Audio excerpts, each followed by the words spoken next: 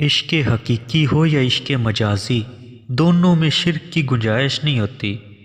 جب دنیا والے تمہیں گھٹنے ٹیکنے پر مجبور کر دیں تو یہی بہترین وقت ہے سجدے کا۔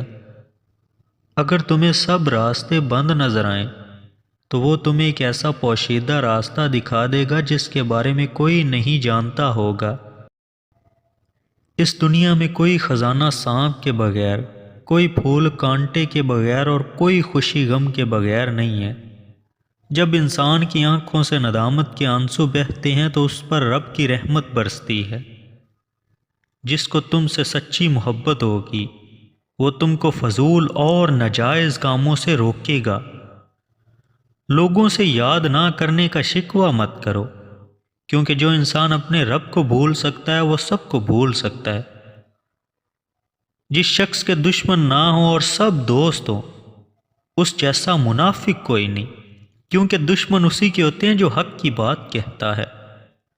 جب تمہاری مشکلات حد سے بڑھنے لگیں تو سمجھ لو کہ اللہ تمہیں کوئی بلند مقام دینے والا ہے۔